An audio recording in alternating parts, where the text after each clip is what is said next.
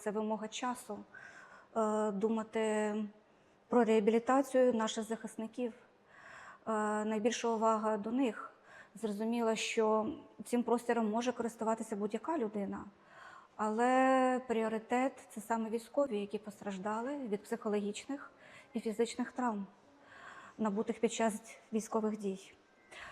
Але ми стикаємося з ситуаціями, коли цивільне населення теж потребує саме такої реабілітації. Я фізичний терапевт відділення реабілітації. Фізичний терапевт здійснює оцінку функціонального стану пацієнтів після травм, поранень, формує індивідуальну програму реабілітації та проводить терапевтичні втручання, спрямовані на відновлення рухливості, сили, витривалості та координації. Робота спрямована на відновлення функціональної незалежності та профілактику ускладнень.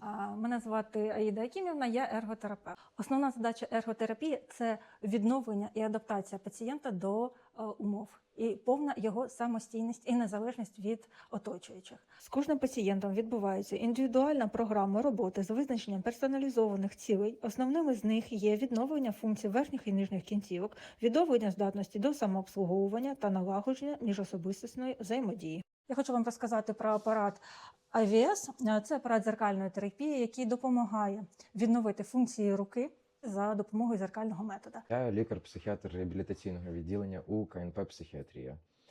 Тут лікарі-психіатри спільно із рештою мультидисциплінарної реабілітаційної команди беруть участь у формуванні індивідуального реабілітаційного плану, коригують медикаментозну терапію, сприяють стабілізації психічного стану та покращенню комплаєнсу до лікування. Мене звати Поліна Миколаївна Непоміща, і я лікар-психолог. У реабілітаційному відділенні я проводжу психологічний супровід пацієнтів із наслідками стресу та травм. Найчастіше звертаються зі скаргами на тривогу, порушення сну, дратівливість, зниження настрою, флешбеки, погіршення пам'яті та концентрації. Я проводжу психологічне консультування, психодіагностику та оцінку когнітивних функцій. У роботі також використовуємо VR-технології, і вони користуються великим попитом серед наших пацієнтів.